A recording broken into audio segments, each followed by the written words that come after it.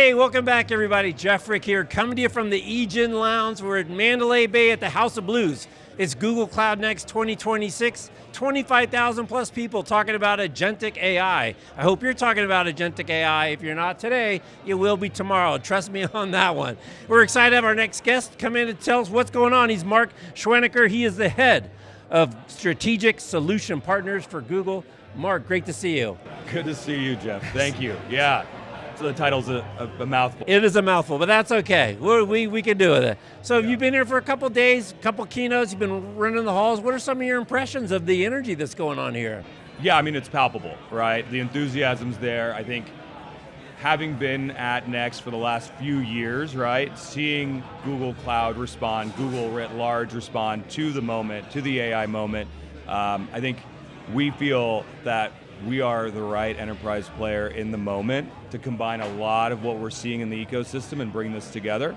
And so it's exciting. It's exciting, and you mentioned I work with a lot of partners, feeling their excitement, which I think is just a translation of what they're seeing in the market from customers. So really great to be here. It's amazing how fast we got from treating it like a search to building little chatbots to now I'm actually going to give it agency. And then we've got this kind of underpinning of Gemini. And Gemini seems to be everywhere. I see it on my workspace.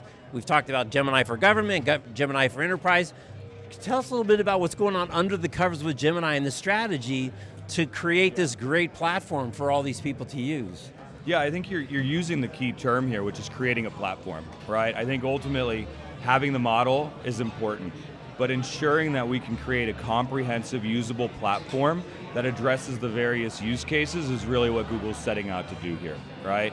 So we can talk about the full stack that Google maintains, completely open, right? Creating real optionality for the customer, but ultimately it's about being comprehensive and allowing enterprises to focus on governance and security and the things that matter to them. And that's what I'm most excited about in general, but also to convey that with and to partners. So talk a little bit about the way that it works with Google, with the partner, and with the client, especially kind of early on when you're trying to find some of those early successes. I hate to say POC because I hope we're past the POC, but maybe we're not, I don't know. What's your kind of, what do you see? Yeah, it's a really interesting point, Jeff. I think we'll never entirely be past the POC, right? But we are definitely in a show, don't tell moment here. Because the tools have become so easy is a strong word, but so accessible for everyone across organizations. So how are you seeing kind of the evolution of projects beyond kind of what we used to have at PRCs? Or you'd have an RFP, some nasty RFP that somebody did a giant spec document and 6 months to review it and implement it. How are we moving that process forward? Yeah, so I definitely think there's an evolution from the traditional engage, assess, prove via POC, longer sales cycle that we're used to. And like you mentioned, if it kicks off with an RFP, now we're looking at multiple quarters that we're forecasting that one. But realistically today, we're in a show, don't tell motion. I mean, I think you can still tell, but you really need to be able to show the tooling in real time. So that requires internalization of the tooling by our partners, because ultimately, one of the lines that one of our leaders uses is the customer recognizes authenticity. So you're seeing a lot about our utilization of the tooling. I use Gemini Enterprise daily, right? For everything from preparing for this, to preparing for customer meetings, partner meetings, to preparing for road trips. I'll tell you one of the quick use cases while I'm rolling on this is I had a lot of social events at this conference so far. And instead of, writing them out and figuring out on a map, I just asked Gemini Enterprise or Gemini in Google Maps, put together a path for me here so that I can hit as many of these spots as possible. And it did it. And it did it wonderfully. Probably too many, but that's the beauty. That's tuning, right? That's fine tuning. Exactly. We'll work on my prompting, but no, it was excellent. So again, just the ease of that utilization, workflow creation, automation, all of it, you have to show it, right? And again, demoing it in real time, ideally leaving behind production-ready workflows, use cases, is really what the customers are becoming attuned to. So you had an interesting quote that I saw So you talked about partners as translators, which I thought was an interesting framing. I haven't heard that before, to really translate, the customer requirements into this giant, enterprise tool that you guys have. Pretty interesting way to frame that problem. Yeah, well, I think ultimately there's no shortage of enthusiasm in the market, right? But we're seeing a lot of disparate providers, tools gain share. And then even if the customer recognizes the benefit of the tooling, it very quickly becomes unruly, right? And now we have sort of the shadow AI scenario, which again in the enterprise you don't want, right? You want to be able to maintain that governance, you want to be able to maintain security, grounding, you want to make sure your data doesn't slip out because there's some prompt engineering happening, right? So ultimately that's where something like Gemini Enterprise can help, but it's really our partners that make that real. Because ultimately, we don't have the scale as Google Cloud to help every customer to the depth that they require, but partners are really internalizing this tooling for themselves and becoming native users. And again, how does translation happen? You become a native speaker, native user, and that's where we're really seeing partners shine. How are you see? One of the big friction points I see is we expect it to be a deterministic model, right? When people first get exposed to these tools, you're like, hey, it's a tool, try it out. Well, what's the first tool to comp? A calculator. Well, every time I hit square root on a calculator, it gives me the same number back. Yeah. We know these are not deterministic models, but you get them to the level where they can substitute for. How is the kind of acceptance of that kind of in the higher levels of some of these customers that maybe don't have the technical depth to know to run the regression analysis that actually a probability-based system will get you good enough? Or is that still an issue? Or are we beyond that? Yeah, I think we're just in that adoption curve, right? And I think we're at an exciting moment, but we're far past experimentation, right? When you asked about proof of concepts, I think we're past that. There's trust in the systems now. Now, obviously, we need to verify that, and that's where partners can come in, right? Right. And really help establish the validity of what we're seeing. So I do think that we have some laggards in the market, and I don't blame anyone, right? Right. For sort of wanting to sit on the sidelines for a moment, but ultimately, what we are recognizing is fundamentally, almost every business is transforming. So at some point, folks are going to get off the sideline and recognize that, transform your business or be transformed is sort of what we're seeing, right?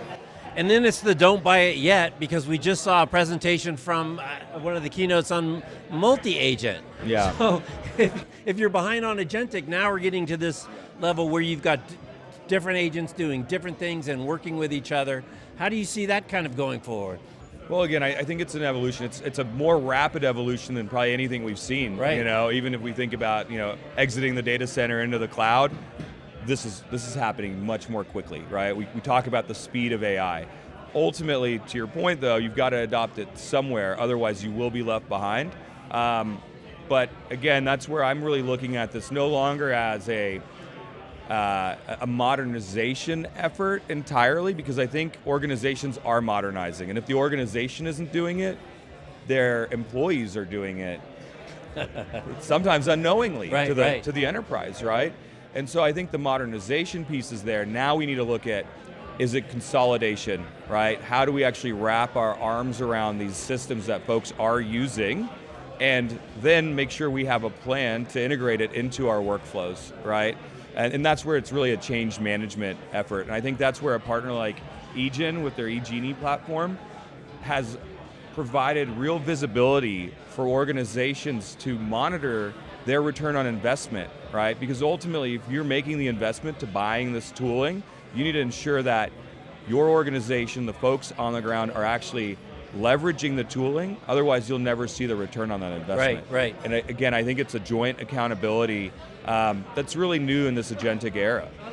So when you're starting an engagement with a client, what are some of the signals that you see that either look like great big green lights or more scary red flags in terms of that you can see within the people in the process, their kind of readiness for change management? Because like you said, it's not a technology problem for the most part. Yeah, I'll tell you, it's interesting because I also think a lot about the people aspect of it, right?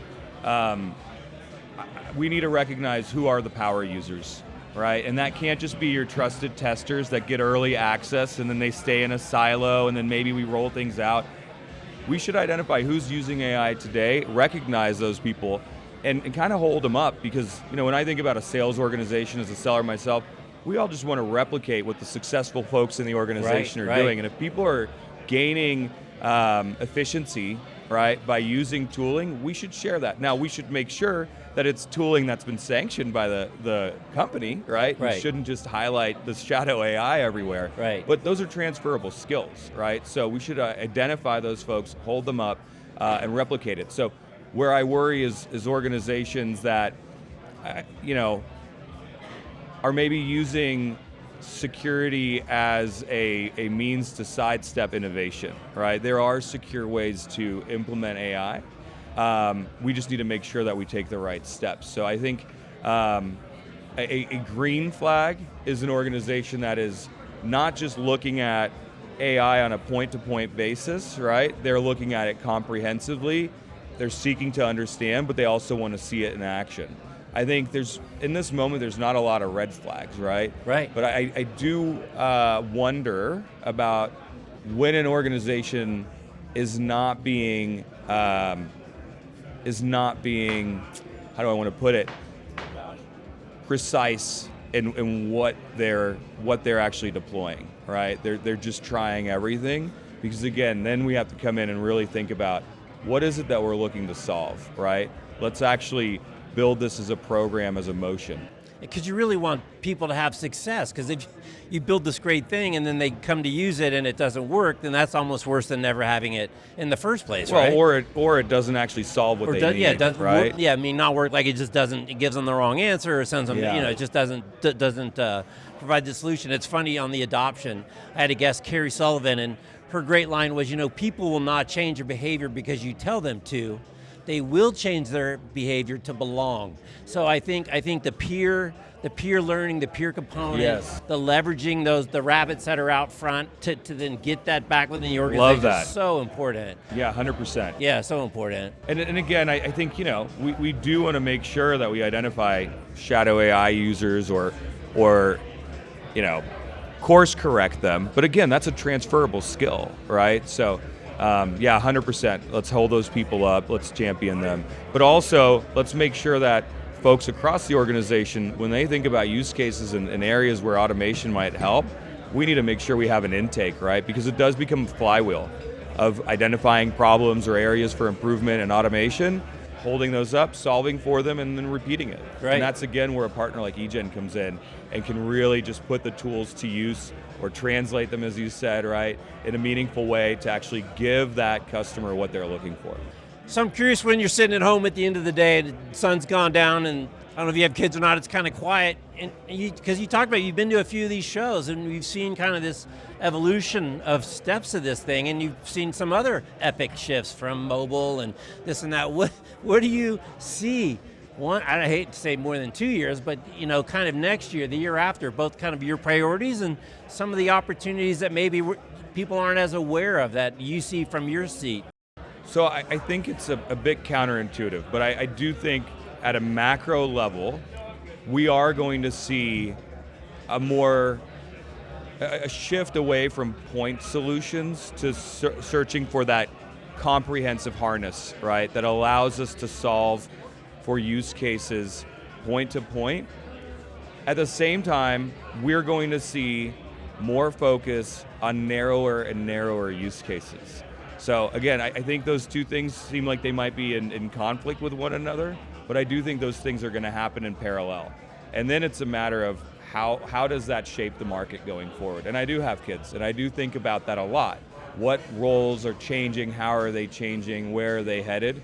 But yeah, I think it's tough to predict the future in this world, because in many ways we're living it day to day. Right. So trying to predict 2 years from now is pretty tricky. Yeah, it's great. That's why I tell my kids, just dance, learn to dance, because what you learn tomorrow, you may not need to or yesterday, you're not going to need tomorrow. 100%. But I do think it's about experimentation. It's about learning, right? So I do think, the folks that are really understanding this moment are the ones that are just opening the Gemini app and playing with it, having conversations with it. I mentioned the maps thing earlier. I was on a walk with my dog, and I was wondering about cactus cuttings, right? Like, can I propagate a cactus?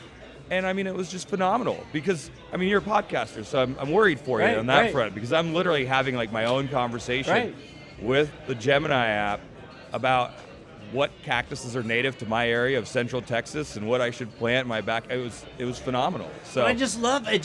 It just demonstrates over and over that the only limitation. Sure, there's some real limitations, but it's most of the limitations in your ability to think of what to ask it next. 1,000%, and I think that's why it's so important that we establish that flywheel of having folks within organizations identify the gaps or opportunities for automation in their org, because that's ultimately where that innovation is going to come from.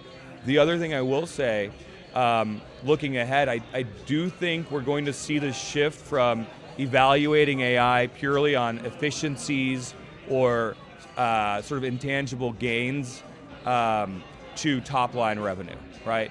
How are organizations transforming with AI and increasing top-line revenue? Right. I'm seeing it, I'm hearing it, and I do think that's going to be the shift. Because we saw that with cloud too, right? There's two buckets. There's like the accounting bucket, which is save money and be efficient, and then there's kind of the CFO revenue bucket, which is, how can we use this to build new businesses, do new things, and that's the right way to think about it. Yeah, 100%. All right, Mark. Well, thanks for taking for getting us into your little route. I don't know what number we were on the map, but I'm sure you got another 30,000 steps to go today. So we're going to let you get back on your journey. Absolutely. All right. Awesome. Thanks again. Thank you. He's Mark. I'm Jeff. We're at the Egen Lounge at the House of Blues. Google Cloud next. Thanks for watching. See you next time. Take care. Bye-bye.